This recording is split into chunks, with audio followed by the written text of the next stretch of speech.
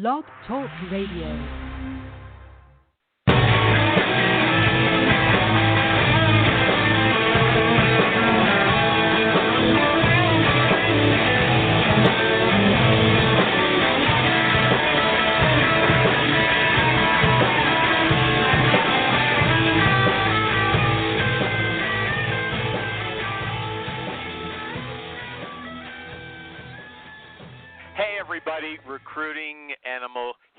Recruiting Animal here on July 20th, July 2016. Now, my dear sister, Allison Cruz, just asked something on Facebook a little while before this show started.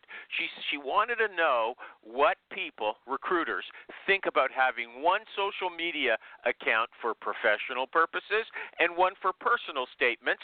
And it just happens that this past weekend I had an experience that is relevant to that conversation, and I'm going to tell you about it right now. But first off, I'm going to tell you, I had resolved in the past not to get involved in any political conversations on social media because there's lots of people who are ready to slander you at the drop of a hat in print, and it might look bad on Google in the future where people who don't know you can't tell that it's a lie, right? If they call you sexist or racist or whatever. But sometimes I can't resist commenting. And the other day, I saw a recruiter who's a member of my Facebook group. I like him. He posted a news report on his personal Facebook account, and I could tell immediately that he was only posting half the story to make one side look bad, and I said so. Then I went out and found the whole story and posted it in the comments. Okay, finished, right? No. A young woman also posted a comment, a long one, in which she included information that was blatantly false. It was wild. So I asked her to supply some sources to support her statement, but she came back with another statement that it didn't address blah blah blah blah. It didn't address my request, not at all. So I asked again.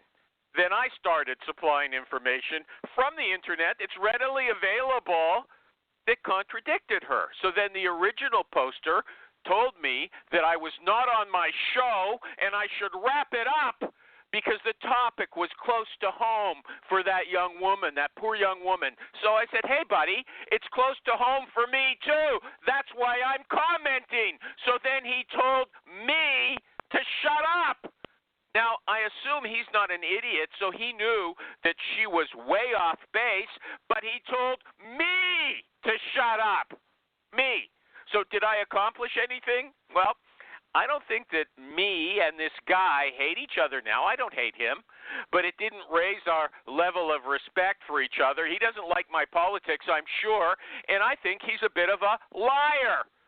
So at the same time, maybe we passed on some information that's important to us, to other people. I don't know. But you could argue that there's something to be gained and lost by not having separate identities. That's my experience. But now it's time for Jerry. Jerry, what show is this? Oh, geez, where's Jerry? Jerry! The Recruiting Animal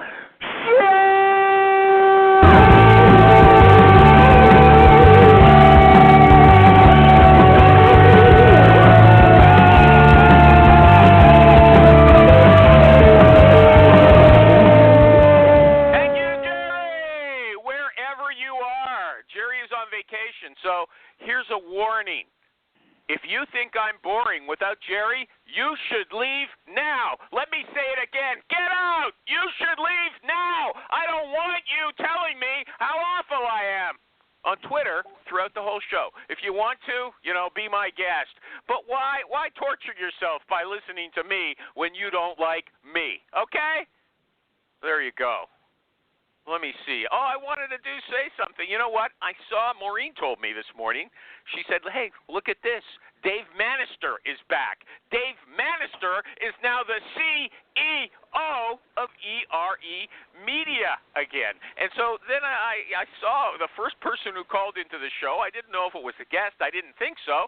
So I opened up the line. I said, hey, 718, who's this? Who was it? Dave Manister, welcome back. Thanks for having me. Welcome back. The laughs. What was your ticket out? What's the lyrics? You know, the dreams were your ticket out. Welcome back to that same old place that you laughed about. Well, the names have all changed since you hung around, but those dreams have remained. And they're turnaround. Who'd have thought they'd lead ya?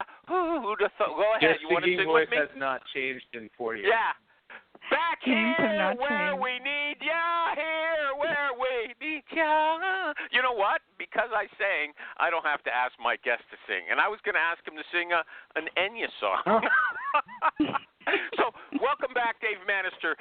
I knew it when I saw Maureen post that today. I said, he's going to start coming back to the show. And here he is. Okay. Do you have anything to tell us?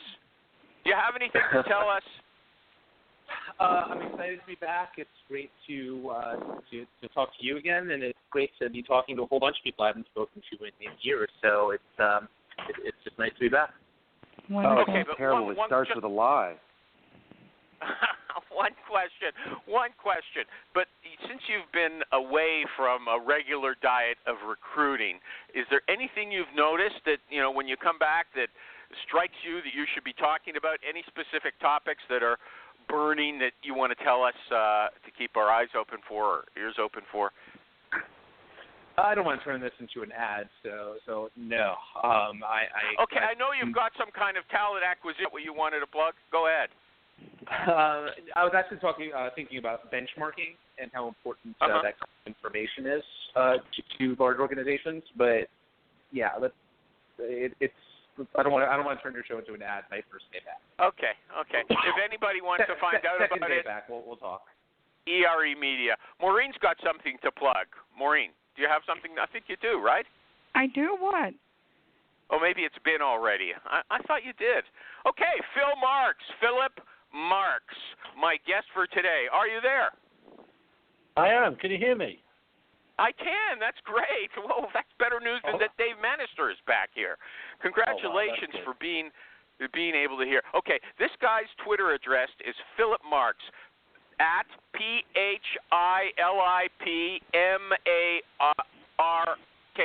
Philip Marks. You don't mind? You want to sing, or should I just pass on that since I sang already? Well, no. To be honest, if there's no singing, I'm going to be a bit disappointed because that's one of the main reasons I wanted to do this. So what song? Well, okay, we'll do it. What song did you bring? Oh, I get to choose the song. Well, it's a little late now, but yeah, go ahead. I can't say. You choose the song, something we both know. How okay, about do you know that Enya song where the chorus is just say the word, say the word, say the word? Do you know that? Yeah. That sounds We're just quite going easy, doesn't it? I mean, yeah, it is, isn't it? Okay. Okay, because I'm losing the audience by having a second song. I can't really do her. Say the word. Say the word, say the word, say the word, say the word, say the word. Once more. Say the word, say the word, say the word. We can sing like Neil Young. He does it all the time. That anyway. Falsetto. What? I don't know what word. Maybe it's an Irish. I don't understand it. Give us your elevator speech. Go on now. What? I don't have an elevator speech. You don't? No, not really. Okay, well, no. I mean, tell us what you do. My background's 25 years recruitment in the software industry, and I tend to work with young, early-stage U.S. technology companies, more often than not coming through Europe, setting up in Europe, and I will typically work with those folks hiring the first guys in different parts of Europe. That might be country managers, executives, VP of Europe, and we will help build out the teams really at early stage within organizations. And more recently, we've done some work internally with an organization. That's enough. Hey. Don't bore my show, okay? Oh. So, yeah, you're a headhunter at Philip Marks. What's the name of your company? What's the name of your company? Okay, how come you don't have an elevator speech? How come you don't have a 30-second or 15-second introduction, that you could just rip off the tip of your tongue whenever it's necessary? Why don't you have that prepared? You got it. No, you didn't. No, you didn't. Okay. Who wants? Let's rate his elevator speech on a scale of 1 to 10. There's a number of people here. Who's going to comment first? Yeah. Maureen? 10 is fantastic. It's dry. His voice is kind of a monotone. 3. I'd like to talk about voice at some time on your show, but 3, 4. Okay. He could do better. He could do better. With all those years of experience, he could do better. Yeah, he could do better. Dave Bannister. And it's worked for me so far. Maybe I could have done a lot better. But you wanted a bit more energy and excitement. Phil. Yeah. Now's the time for you to be quiet while we rate you. Dave Bannister, you got a number? Got a number, Dave? 7 because he's saying, and there's room for improvement. Okay, I'm not rating him on everything. I appreciate his singing too, but his elevator speech alone, how did you rate that? He said it was his speech. 3? I'd get it down to a 6. Oh, well, you're generous. Who else is on the line that wants to rate that elevator speech? Come on. Wait a minute. On Twitter, anybody? Oh, you're saying it was boring. Well, what number? What number? 1 to 10. 3. Okay. You know what? You got some work to do, Phil. Okay? You got some work to do. And I have to tell you something. You should learn how to spell as well, because I've been reading all your articles on LinkedIn, and they're loaded with errors. Okay? That does not reflect well on you. Okay? Well, you know what? Now, here's Go on. You are the grammar police. I respect your grammar skills, and you're a very well-spoken individual, and I like the dexterity of your language. But if you can carry on coming back to me with any of those corrections, I greatly appreciate it. I'll give you $1 a correction.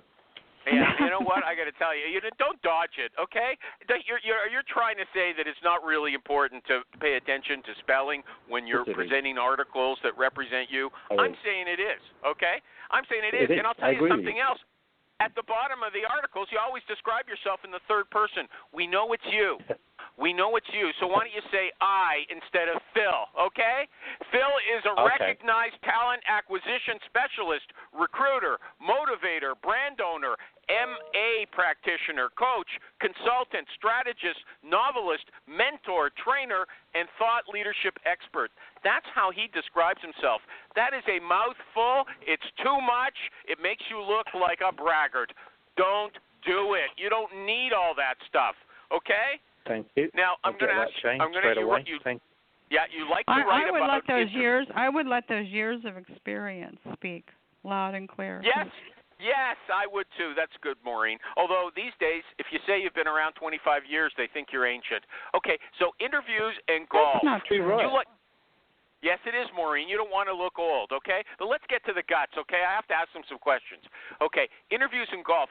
Phil likes to write about interviews. He's got lots of articles on LinkedIn about interviews, and here's how he starts off. He says, how good a golfer are you going to be if you play the game once a year? Phil, what do you learn from interviewing a lot as a recruiter that separates you from someone like a hiring manager who doesn't interview all the time? That's a good question. So I think anything that you do regularly, you're going to perfect it. You're going to pick up more patterns. Like what? Well, I said that already. I said it. What specifically? You're going to pick up more patterns. Let me think on that. Okay, next question. Can I get back to you on that? I'll go to the next one. You got to have an answer for this. This is in your article. Yeah. I made that up myself. How managers interview. You say very few managers have an interview plan and structure, and if they do, they often go off on tangents. What do you mean when you say an interview plan and structure? What I mean by that is that they haven't set down a set of principles of exactly what they're trying to achieve, the questions that they're going to ask, and the methods that they're going to adopt. So what do you mean by the principles they're going to achieve? What do you mean by that? Well, they are looking to hire somebody, and they're looking for a set of skills, and quite often they will not have that written down specifically to identify exactly those skills, what they're looking for. They just don't have. You mean their objectives? Okay, the skills. They don't have a job description really, or a profile of the person they want. Is that what you're saying? No profile? Yeah. Okay. More often than not, and then, so what was the second thing you said?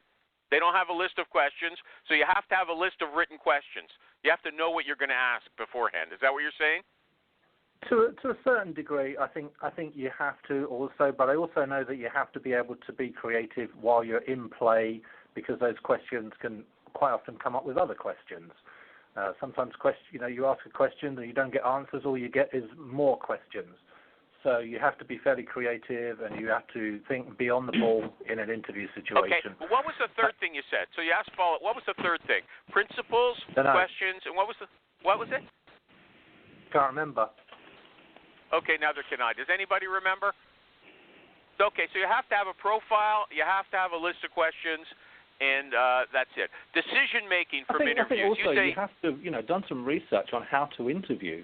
Read some books, have a look at maybe Lou Adler, and some ideas, and not just go in based on what's happened to you. Most people interview based on what happened to them last time round when they got interviewed. Like anything else in life, we learn from our experiences, and we just think of what happened to us. And sometimes that might have been 5 years ago. So I think it's good to do some research on what technique you're going to use. Have a look at some books, do some reading, or get some advice. Talk to people, and that's one of the challenges I think for middle management, is that they just don't think that they can ask anybody, because they'll just think, what are people going to think of me if I ask that kind of question? And as I said in the blog, the only two people that have actually said to me, Phil, have you got any ideas about how I should interview, what sort of questions I should ask, what my technique should be, have been the actual owners of the organizations, the CEOs or founders of the organizations, that just weren't bothered about what other people thought, because they didn't care.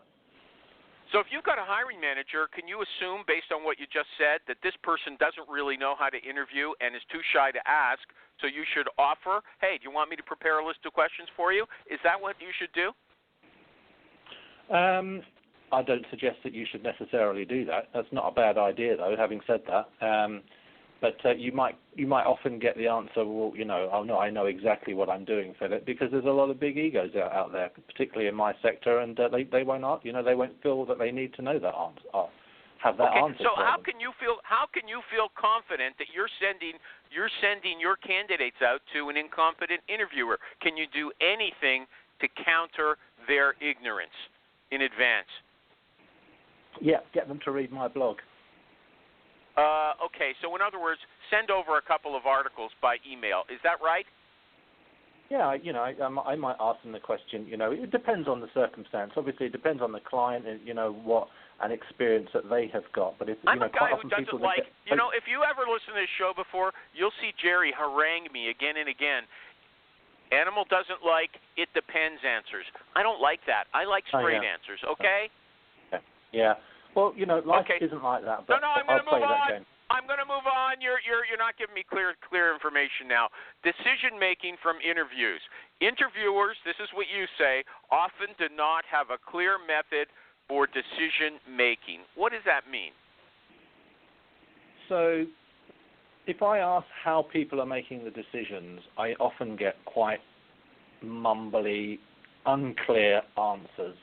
And they have to sit and literally think about it because they haven't thought about it before. Can you give me an example? Philip. Well, what I'm looking for in an interview is, and you can just tell, but when I ask them the question, and I don't often ask that question, but when I'm concerned, I do. I will get answers, such as just unclear, vague, nondescript answers. I can't give you any specific... What kind of answer would you like to get? What kind of answer would you like to get? Well, obviously... hold on. Maureen, are you giving me the Jerry sigh? Maureen, no, sigh? I just cleared my throat. I'm thinking immediate comes to my mind. Okay, I don't know what you're talking about. Do you have a question for Phil regarding this interview stuff? Anybody got a question for Phil? Anybody on the line got a question for Phil?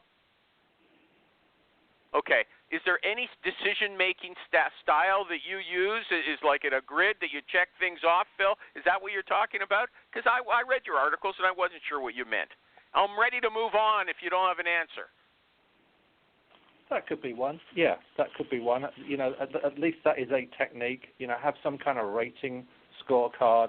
Also look specifically for performance as opposed from experience. Not necessarily talk about what you did, but how you did it, who you included with that on it. Was it just you? Was it a team situation? Get to the guts of it, really. Okay, I've got that. Let me ask, is Jim Durbin on the line? I saw he posted on Twitter. Jim, are you actually on the line? Yeah. Okay, Jim wrote an article about interviewing as well, and I took one little element out of it today, posted it on Facebook. Jim says, if I understand him correctly, that you have to know the answer to the question you're asking, otherwise you won't know if the candidate knows, is giving you the right information. Do you agree with that, Phil? Is that yeah. Jim Durbin, let him answer, and then if I got it wrong, you can come in. But Phil, do you agree with what I just said? Absolutely. What's the point of asking the question if you don't know what the answer is? Yeah, but if you're not a technical person, how do you know if the answer is correct? Do you have to go to the hiring manager before you bring in any candidates, or when you have an intake session? You have to say, listen, you give me a list of questions and answers. Otherwise, I'm not a technical guy like he is. I can't drill down. Or is there just a bunch of buzzwords that you want to see that the person can answer? How do you know what the answer to the question that you're asking, or is there absolutely no point in asking it? Okay, give me. Well, yes, you could write down what the person says and pass it on to the hiring manager to judge. You should know what. Why ask a question that if you don't know what the answer? If you don't know what the correct answer. Okay, so give me an example of a kind of question that you're going to ask that you know the answer for. Now I have to mention you're a big fan of open questions, so there are no answers there are no preset answers. But give me an example of a question you might have asked last week or the week before that you knew the answer for in advance.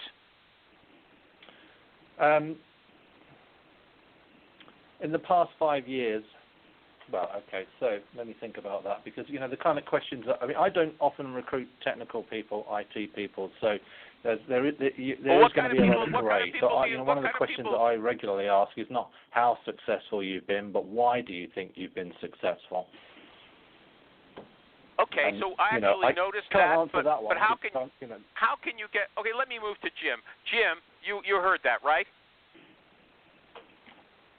I did. Jim. Okay. Yeah. So if Phil likes a question, why were you successful? He can't know the answer for that. That's a question where it's wide open. Of course he has no idea what the other guy's going to say. How can that fulfill your? You should have a sense of what you want. So the problem is when people ask a question like, why were you successful? If you were doing an intake meeting, you'd go to the hiring manager and say, what's a good answer? Give me 2 or 3 good answers. And most of them just want to be entertained, or let's see if this candidate can surprise or shock me, which is just a shitty way to interview. Versus, well, I'd like them to talk about his success. I'd like to talk about his preparation. I'd like for her to tell me, that she's really good at forming relationships, which builds some kind of team. Whatever the answer is, you should have a sense of what you consider a good answer. Otherwise, you're just the reason why. If I ask the question, why have you been successful? The kind of answers that I'm looking for are descriptive aspects of their character. So it might be there's no substitute for hard work. I put in a hell of a lot of time and hard work. For me, getting up at 7 o'clock and working to 9, 10 o'clock at night isn't unusual. Another answer to that might be I'm a strong listener. If it's a sales role, one of my strengths is definitely listening. I definitely take pauses and take my time to make sure I listen fully to conversations, etc. There can be a whole host of soft skills that I'm looking for, which I'm looking to see is actually consistent during the interview process that I'm conducting as well.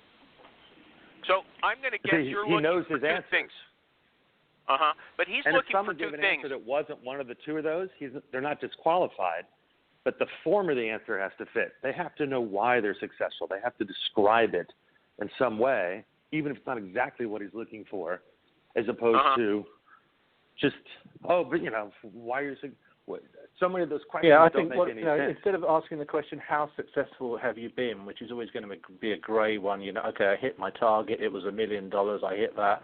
We never really know why they've hit their target necessarily. It might have been a whole bunch of circumstances which are completely outside of their control. And that's the reason why I ask those kind of questions. Okay, but here's a question for both you guys. Does a good candidate always know why he or she has been successful? Because that sounds like one of the answers you're looking for. You just want to know that the person can articulate off the top of his or her head why they've been successful. Is that a characteristic of a good candidate? Not necessarily, in my opinion, because quite often people don't actually do a lot of self-analysis, and in fact, it's the people that aren't successful that have to stop and actually analyze themselves and work out why they aren't successful, and will quite often have the right answers. And that's why I ask that question, because I know that if I'm sending this individual out for an interview, they may need a certain amount of training. If they've got absolutely no idea why they have been successful, I need to work out why it has been so they can actually get that message over when they go out for an interview as well. So I'm not only looking to assess the candidate, but I'm also, while I'm doing that, working out how well prepared they are for an interview as well. So you can coach I them. I want to see that they're self-aware. I mean, know thyself. It's kind of the basics. If you don't know what you did or why, if you've never experienced any kind of failure and never had to think it through. Oh, absolutely. But, I mean, I recruit a lot of commercial people and salespeople, and sometimes they have innate skills that they're not even aware of. Right. Mm-hmm. Sometimes lucky's better than good. Oh. Okay. Yeah, Anybody else got some questions? Anybody else want to ask some questions? Okay. I'm going to do an ad. Okay. Hey, everybody. PC Recruiter. PC Recruiter, they're my sponsor. And I want to tell you something. They love recruiters, all kinds of recruiters. PC Recruiter, you know what they say? Recruiting is recruiting is recruiting. They don't say that staffing is the future. They don't say that executive search is the future. They just tell you straight out, we love everybody, and we make software for all kinds of recruiting. I like to think of them as the hippies of recruiting. It's all about love, man. We love recruiters. You got the message? So check them out at PCRecruiter.com. PCRecruiter.com. It's produced, PC Recruiter is the product, it's produced by a company called Main Sequence Technologies, and the president there is our good friend Marty Snyder, to you. Okay, back to the show. Anybody want to say anything before I continue? Okay? Anybody? Okay. I want to compliment him on his Twitter page. I'm looking at it. Why? Just the setup. It's interesting. I'm reading through it. Okay. So you say, Philip Marks, you say in an interview, don't be too sensitive. You want to talk about that? Did I? Yeah, you said if you hear anything. Exactly what one that was. Okay, if you said if you hear anything that could be construed as a red flag, follow it up. Yeah. Say, forgive me for asking, but, and you go after them like a mad dog. Is that right? I didn't quite say mad dog, but I did say that. Yeah, I did say go. Okay. I did say delve a little bit deeper, because sometimes inexperienced interviewers, and the irony is the more successful the manager, the better their team is, the less they have to hire, because they don't hire duds, so the less experience they have in interviewing. Quite often when they do come to interview, they may hear something that they're not sure, is that a red flag or is that something I'm unsure, or I'm not, I don't know whether I should, delve in on that. You know what? You don't have to repeat. You don't have to repeat my question. You've got to say, Animal, that's a good question. Let me give you an example. Is anyone ever going to say that on this show? Let me give you an example so you understand what I'm talking about? That's what I want to hear. Go ahead. Calm down. Next time. Tired? I can't think of it. I'm just trying to think of an example, and I can't think of one, so I'm not going to come up with some bullshit. Can anybody think of an example? Can anybody think of an example? When someone says something and a polite person wouldn't, pry, but a real recruiter would. Anybody got an example? No? No? Yeah, This is okay, there I go. You're leaving me stranded. You know, if people come on this show, just let me say it. Somebody might want to be a guest sometime. If you come on this show and you speak in generalities, you know, they're all one-liners. You know, go ahead. Don't back off. Ask the tough question. Okay, and that's all. We can't say anything more about that. I got the message. But if you want to be a good conversationalist, you come up with examples. You say, let me show you what I mean, even if you have to make it up. Even if you have to make it up.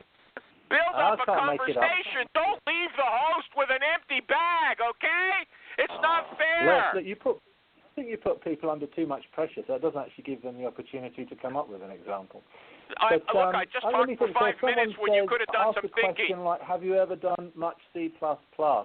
And they'll say, I dabbled in it. Then you'd go, okay, what exactly does that mean, dabbling in it?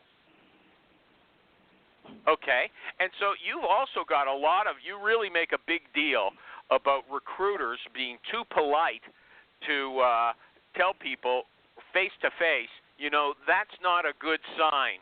I don't think we're going to be able to hire you because of this. So then you've got the candidates, they don't know why they're not chosen, and it's because you say the recruiters are too polite. Is that true? Well, you know, absolutely it is true. The amount of line managers that have told me, I think X, Y, and Z, and that's why I don't want to hire him, but don't tell him that. Okay, well, what kind of things are X, Y, and Z? They don't want to tell you. They're normally politically incorrect, aren't they? So, you know, give me an example. Give me an example. Was appalling. His presentation was appalling. He looked like he'd had a drink. You know, he was like stuttering or, you know, whatever. There'll be all sorts of stuff that's probably sometimes might be borderline politically incorrect to say. So, but you're telling us that we have to say those things in order to make the candidates feel complete, in order to have a satisfactory candidate experience.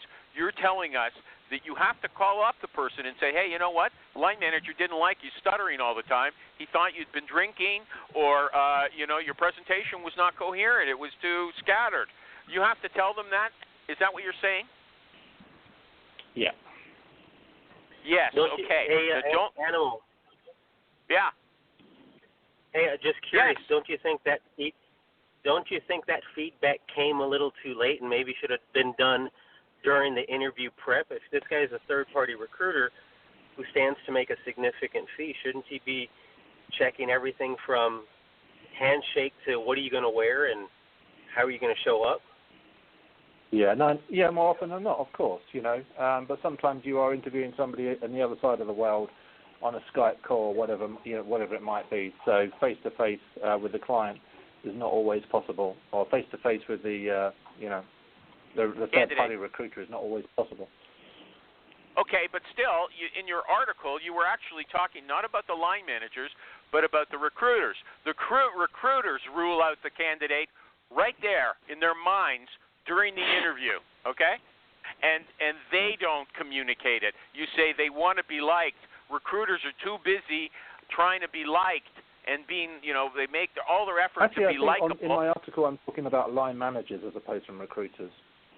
Okay, line managers. Okay, so recruiters, are recruiters straightforward as opposed to line managers? I think recruiters, you know, we don't want to upset people, but you know, in some cases, I just tell people as it is, and they tend to appreciate it a lot more. I mean, do you have animal amnesia, or can you actually remember a time when you told somebody, you know, the way you present yourself is terrible, just like I told you at the beginning that you shouldn't be making mistakes. I remember telling a guy, right? This was before beards were, you know, fashionable. Cool. Because these days you've got to have a beard for some reason. But yeah, in the 90s, like it was just like so bad to have a beard. And I interviewed this guy, and I said, look, I think you should lose the beard. That takes some guts. I like that. Good for you. I know. It didn't go down very well, I tell you. But you know, this was ridiculous. What did he say? I hate you?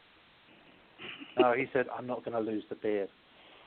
And what did you do? Well, I do. I got my clippers out and tied him down and said, "We're losing the deal." There, good answer. Okay, but what about these examples? We need to lose the What beard. about these examples you gave? I thought the guy had a drink. Have you ever called? Would you call a candidate back and say you're not getting hired because the hiring manager thought you were drinking? Sometimes, if he said I thought it had a drink, then I wouldn't know. If he said he absolutely stunk of alcohol, then I would tell him because he would have pissed me off. That's for sure. Okay. Yeah. Okay, but let's say what you call the line manager, the hiring manager, got back to you and said, you know what, I don't want to hire this guy because I think he might have had a drink. Are you going to say that's not a good reason to rule him out? You don't know if he was drinking. What's the real reason? Absolutely. I would cross-examine the line manager. What made you think he'd had a drink? Okay. And it might have been that wine bottle he had on the table. Yeah, go on. See, I'm trying to help you give me an example of how rough you're going to be and how straightforward. See, you're putting articles on You're LinkedIn just a voyeur, saying, aren't you? You just can't wait until I've just slaughtered. Yeah, I am a voyeur. I am. I like a little juice in the interview. Okay, I don't like the bag. I don't like the wine. I gave you the beard one, man. What more do you want? Because you made a big point that we have to. That's only one. That recruiters or managers, they have to give feedback right there and then. There's another question. Yeah. How is it possible that a manager interviews somebody and the candidate comes away thinking that they really loved them? That's what you said, when they really hated them. How is it possible to have that kind of discrepancy? It is. It's incredible, isn't it? It makes me laugh. We have a bit of a joke amongst one of my partners that when a candidate says it went fantastically well, it's a kiss of death. So, I have certain customers that I know are incredibly sensitive. They're very commercial. All they're worried about is, what effect is it going to have on them, on the candidate rejecting to their business? Are they going to go away and think, oh, that's a shitty company, I'm just going to badmouth that company? So all they want me to do is try and make it as nice as possible and to keep that positive relationship, even if they thought that candidate stunk. So that's why I will often get great feedback from a candidate, and I will question it. I will always know that doesn't mean very little. It means little until I've spoken to the client. Yeah, but if you're asking a bunch of questions and the candidate's not giving good answers, is it possible that the candidate doesn't know that she's giving lousy answers? Yeah, of course it is. How? If I ask you, what's 1 and 1, and you say 5, I mean, I guess you're good. You have to be really. If you're real dumb, you don't know that you're giving the wrong answer. Is that what you're saying? They might be giving all the right answers. They just might not have the right experience. There can be all sorts of reasons. Well, you sent them out. I assume they have the right experience. Or is it possible that you send people out who don't have the right experience? I have to tell you something. It's possible that I'll send somebody out who doesn't have the right experience because I don't understand every technical field. Is that the case with you? Yeah, it takes time to learn your customers, right? And sometimes they'll give you a job description and a brief. They'll tell you X, Y, and Z. You find X, Y, and Z. They go to an interview and they tell you, okay, well, he's got X, Y, and Z, but he doesn't have A, B, and C. So you didn't do a good intake session. Anybody want to help me here? Jim, do you have a comment on that since you were talking about intake sessions before? I'm actually kind Still of here? enjoying Still awake? Yeah, I am. I'm enjoying you struggle a little bit to ask the question. Okay. Anybody want to help me? Help me. I got an audience. I have to keep going for another 20 minutes. Is this guy making a mistake? A drink. What's the age range of people you work with? And primarily, when are you sending people over? Do you work with millennials, or is it everybody over 30? Yeah, most people are over 30. 30 have to you 55. Have you found that there's a difference in working with generations? Do you ask different questions? That's Do you not approach what I it wanted differently? to know. I wanted to know about the intake session, Jimmy. But Jim, this come is all to think part of it, but you got something to plug. You've got a webinar. Want to tell us about it right now?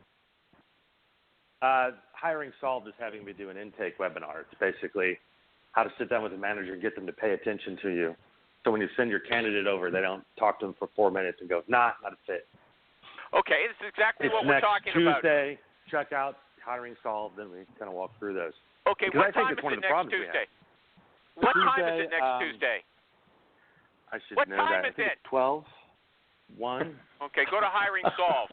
HiringSolved.com, you'll find it there. Okay, so based on your webinar, do you have a question for our friend here, Phil? And before you do, I'm going to do an ad. Hey, everybody, now an ad from our sponsor, PC Recruiter. Everybody, we all know this, everybody is claiming that text and social media are the hot new forms of communication. But everybody also knows that email rules the roost. Email is still king. And PC Recruiter, I want you to know, handles email the way you want it handled. It works with your mobile phone accounts. It always shows you you're connected, you're sent, and you received email for every candidate and hiring authority. So don't forget, check it out, PCRecruiter.com. Okay, you know what? Jim, did you have something? Because I had something came to mind for me. Go ahead. Something. What kind of preparation does he do for the hiring manager to make sure that the hiring manager isn't screwing it up? I asked that already. I asked it. I don't know where you were, but I asked that question. Okay? I asked it. He said nothing. He doesn't. Maybe he'll send over an article. He doesn't do anything. Why, should you do something? No, I was going to say something, but it started with depends, and I know you get pissed off with that. I don't like depends answers. Depends are for old people who can't contain their bowel movements or whatever, okay? That's what they're for. Yeah. I'll be back in a minute.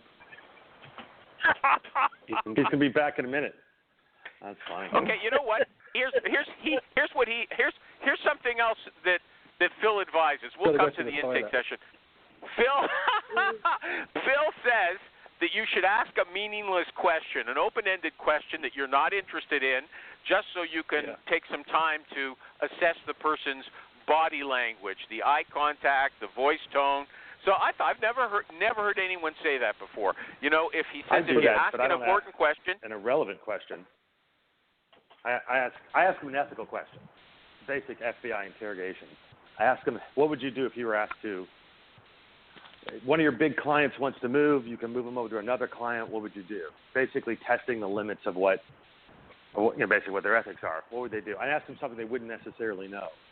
Like they don't know if it's okay to do something like that. And I don't care about the answer. What I care about is how they pitch. So if they're liars, what they'll do is they'll come up with an explanation. They'll smile at you, and then they'll look away and then look back because they want to see if you believe them. And then for the rest of the interview, they'll try to come back and talk about their honesty to convince you that question that they lied about. It's a great way to determine if someone's a liar. And it's based on their body language and how they're looking at you. Phil, what do you think of that? Phil, you're an interview expert. What do you think? Well, I mean, I'm not quite sure what the reasoning was behind that, but I do know that I will ask questions that I don't care about the answer. Wait, somebody's on some phone that's causing problems. Can you take care of that, please? I don't want to hear any background noise. Phil, go ahead, please. Yeah, no, what I was coming back to is what I was saying as to why I ask questions which I don't care about the answer to, and that's just to assess other stuff about them, to actually take a proper look at them, what they're wearing, to kind of, listen to the tone of voice, all sorts of things that where you don't have to bother focusing on the answer to the question. You can just focus on some other stuff like body language and various other aspects. And you do that every interview? No. No. Okay. You also say jump around the resume just to keep them off balance because you don't want them to have their rote stuff that they've prepared. You want to mix it up somehow. What's the point? How does that help? Because if someone goes to 20 interviews and they just get used to the same questions at the same time, the same patterns, then they're very able and become very skilled at answering it. And that doesn't really help me very much. So I like to change things and do things in a different way, and to throw them off guard. So I will say I will quite often say at the start of the interview, forgive me, but I'm going to move around chronologically, just to see how on the ball they are. Because if you've just been saying the same thing every day, every week, then you get good at it, right? And so you also, one of your principles is the same as what Jim just said. He said, I asked him an ethical question. Nobody else asked that question, right? And you like to ask questions that nobody's asking, even questions that you consider trite and have fallen out of style, and because you think as long as nobody's asking these same questions, they can't give you a prepared answer, and you're going to find out more about the person. Is that right? Yeah, I just read a blog, and they were really anti, like someone said, they said, like, this question, tell me a little bit about yourself, Oh, that's a terrible question to ask somebody. What's wrong with that? Nothing wrong with that for me. Okay. And here's some other questions I think it's that a you great suggested. question. It's a very open-ended question. One of the main things it allows me to assess is how people ramble and go on and how they actually can control what they're saying. And that ties back to some things that hiring managers will tell me, like they didn't shut up. I asked them one question and they spoke for 20 minutes and I purposely didn't interject just to see how long they would go on. Well, you know what? I got to tell you, that question, tell me about yourself. If someone's not an experienced interviewer, then they haven't got a structured, prepared elevator speech or introduction. So, I mean, what are they going to do? They're going to try to think about it off the top of their heads. They're going to ramble. It's almost a guarantee, okay? That's the way I see it. I don't know if that's such a good question. It's better to ask a question that has a clear direction. It helps someone who has no experience or very little experience answering these kind of things or thinking about these kind of things. It helps them. It moves the interview forward. If they start rambling, I'll tell them that they're rambling. Okay. You've got the guts to do that. Tell them, hey, you're rambling. But the hiring manager doesn't, and that's the problem, is they're blaming the candidate, even though the reason you ramble is because you're looking for some kind of validation for the person interviewing you. You're looking for either body language or they're saying something, a response. You're rambling because they're not getting you any cutoff points. I blame that on the person asking those questions. Okay, so you would still disagree with that. And waste your time. Are you I'm not blaming such a on bad both. manager? The interviewer You'll let someone talk for should 20 probably minutes? say, look, shut up, in a nice way. Okay, you're rambling. You haven't really answered my question. Or we got to push back be on idiot in the managers first place. doing that. So, that's a horrible. I wasted an hour because, well, then shut it off after 20 minutes if you're so good about it. Like that's ridiculous. Okay, thanks. Good. That added a little life to the show. Jim was taking Jerry's role. Okay. Now, you have to be louder if you want to be like Jerry, okay? Now, here, with this new sales model, Phil, you don't seem too enthusiastic about the claims that recruiters should be replacing cold calls with online marketing, and social media. Or content that was marketing, 2 years ago that I whatever. wrote that, firstly. But secondly, it's not a question of not being enthusiastic. It's just provoking some questions. It's asking the question, and I think the biggest question in there is if everybody moves away from the old model to the new model, does that not leave an opportunity for the old model? Now, I don't know the answers to that, but I was just looking for people and their thoughts on that one. So it's a few years have gone by and you still don't know the answer? Correct. Okay. Do you know we've been asking the question, the meaning of life since the existence started. We still don't really know the answer. Okay, to now that one, here's what would have been a better answer for you. You would say, look, I always try to be different. If everybody's jumping on the social media wagon, they don't want to make cold calls, I'm going to make cold calls because that's going to differentiate me. That's what it sounded like you were going to say. Is that kind of what you believe? Yeah, that's kind of what I believe. But, you've got a better way of putting it than I have. Well done. I don't. You're better than me. I'm sure you're much more successful than I am. Okay? Well, yeah, now, look. You're very good at You're not necessarily good at recruitment. I don't know that because I'm not sure that you really love it. But, you're good at this. So, Okay, am I? I don't know. Anyway, cold recruiting email. I posted something else. This is Jim Durbin Day. Jim said, I twisted his words a bit, but he says a recruiter has to quickly demonstrate a reason to continue the conversation or a candidate's not going to do it. What? Pardon me? I lost Jim there. Okay. Do you, Philip, are you there? And Yeah. I can barely hear you. You're breaking up, Jim, just like Scotty. Okay. You disappeared there. I'll tell you one thing that I did do. Once I had a client that did say, I asked him a question and he went on for 20 minutes. And I said to the client, well, why did you do that? And he said, well, I just wanted to see how much he rambled. I said, well, you probably knew how much he rambled after 5 minutes. Get the interview back on track. The guy may not have done an interview for 3 years. Give him a break and let's find out, let's move on. Exactly what we said. We agree with you. Okay. What about what Jim said? He said a recruiter has to quickly demonstrate a reason to continue the conversation on a cold call or in a cold recruiting email. Do you prefer emails right now or phone to make the initial contact, Phil? Phil. I prefer calls. I definitely prefer calls, but unfortunately people just are losing interest in their phones. You believe that? Well, I don't believe it. I know it. It's a fact, isn't it? Yeah. What about voicemail? Do you use voicemail?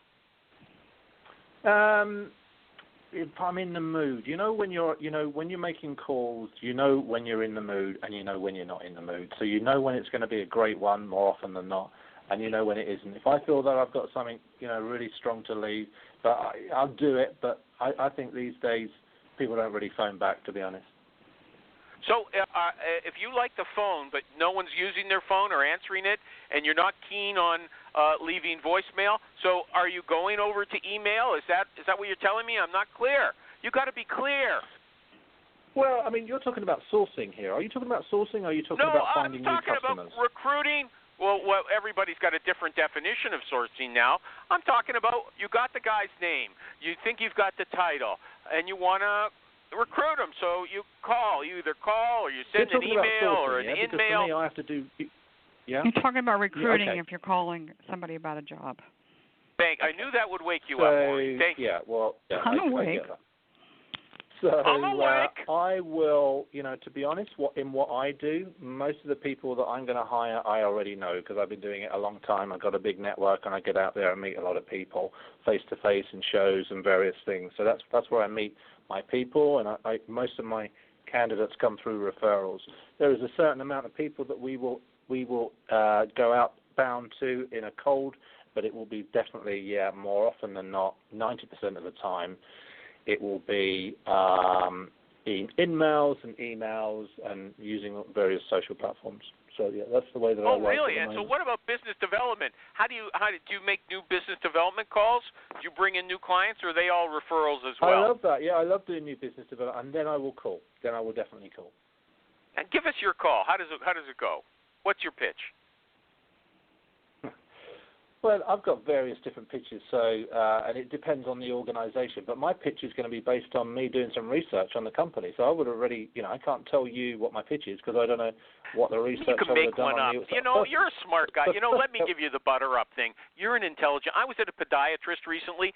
The guy kept telling me how intelligent I was. I don't know why. I said I'm not. I said I'm not. Don't butter me up. He said, well, I'm not just trying to sell you orthotics.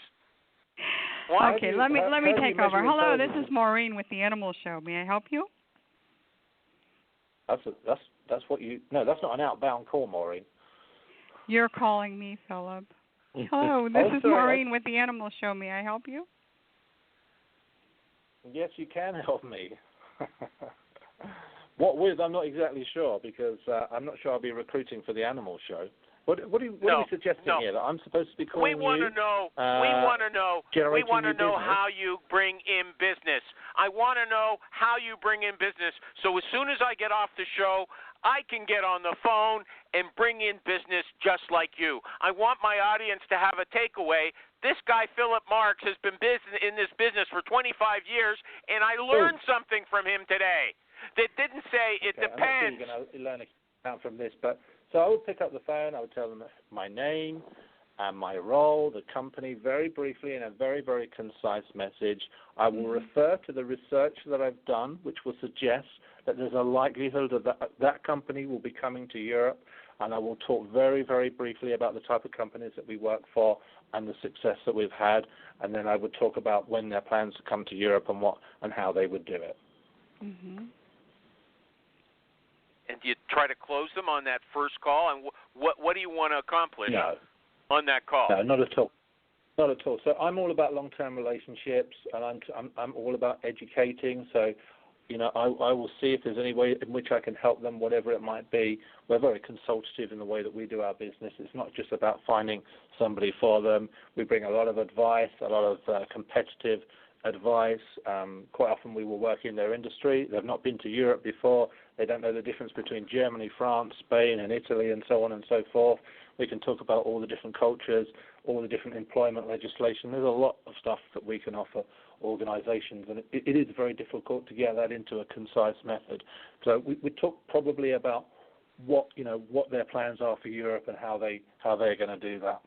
And we're looking for information the first time round, and we're looking for long-term relationships.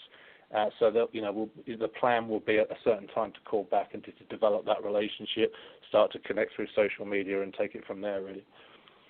Okay, you should base your elevator pitch on what you just hypothetically told that person. Okay, it's just 5 minutes left. No, you didn't. Okay, are there any questions that you should have brought it up before, but are there any questions that you want, the topics that you wanted to discuss on the show that we haven't got to?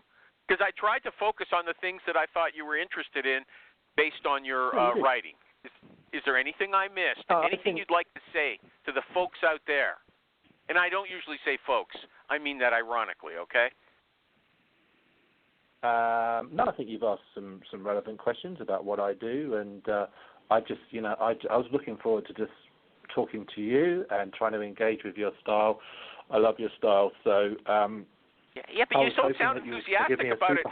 Is that me English? A relatively hard time, and I appreciate. I want to answer you before the show's over. Okay, look, you said in your one of your postings, I'm a London boy. I'm London born and happy about it. I'm a British patriot. Is part of it being so understated? I mean, you say I like your style. You don't sound very enthusiastic when you say that. Okay. Well, you want me to be more enthusiastic about. You're really low key. I mean, I don't know if you wanted to be a psychiatrist when you were young or something like that.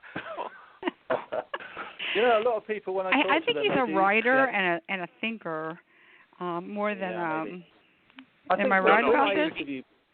He's a consultant. One thing I would say, he's a consultant. Blow my own trumpet a little bit here, but when I talk to people and when I interview candidates on the phone, I quite often after 20 minutes, I get the candidates say things like, I've never really said that before to anybody. So there's something about me that seems to bring out, I don't know whether or not it is that laid-back style. Probably it is. I am I am more of a counselling type of individual, absolutely. I never forget on a couple of interviews where I went to some folks, I didn't get the job because they said, he's not very sparky, is he? I think for me, in my head, I'm sounding really sparky and high energy right now. And you're saying I'm dull and boring. And I didn't say that, but you are sounding a little more sparkier now. You're sounding a bit like Michael Caine. Right. We were challenging him, Maureen. We're telling him I was just going. You got to bear in mind, I am British. Right. I think we need to have him back on the show. He's welcome to call in any time, or even be the guest again if he wants to. He has called in. He does call in on the show. No, he doesn't. I've never called in on the show before. I thought you called in. That's how you came to the show before. No, you signed him up from the blog, from the Facebook group, Maureen. You signed him up. Okay. I thought you had called in, and then that's why I wanted to come on the show. Well. Okay, my mistake. Sorry. I've told her now that you're hers. She's going to have to start defending you. But it's too late, Maureen. The show's I know over. He's mine. Most of the guests are mine. You forget. Yes. There have been, not most of the guests, but you've had a good string, okay? I have to compliment you on that. No, hey, I got to say, I have a good close string. this off. No, hold on a second. There's all kinds of people who say, you have lousy guests, Animal. He said, I'm going to bring you some guests, and they never do, except Maureen. She signs them up on Facebook, so thank you. My guest today has been Philip Marks, at Philip Marks, and your company, we didn't say that. What is it? Synchro? Europe. What is it? Synchro Europe. What's the URL? Synchro-Europe.com. Okay, there you go.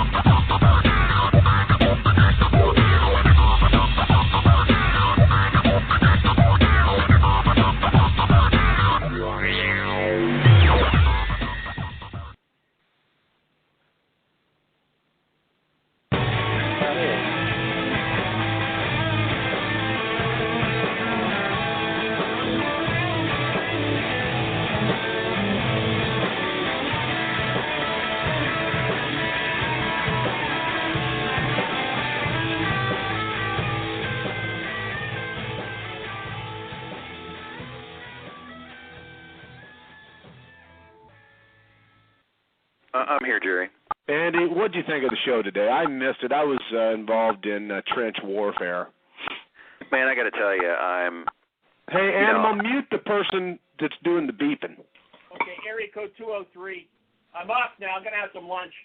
What are you going to have? Don't you worry about that. Just handle your show. Hey, I'm not worried about it. I was seeing if you were interesting. Andy Gregory, I'm sorry to have... Yeah, no problem. No, I understand. We have to take care of housekeeping. I'm sure the guy's a nice guy. As a guest, I'm just going to say it was kind of on the plainer side of vanilla, pretty much. I mean, it really was. I mean, I just it was. I don't remember a show being more, wah wah. I mean, it's just it's just kind of I'm indifferent. Bill was okay, Animal was okay, but the show itself, same old thing. As a recruiter, there's nothing I'm going to now take to my desk, and I am in a state of constant listening, learning, and applying. That's my thing. I got nothing from this show. I'm not going to do anything new. That's what I'm looking for in my learning phase of my career.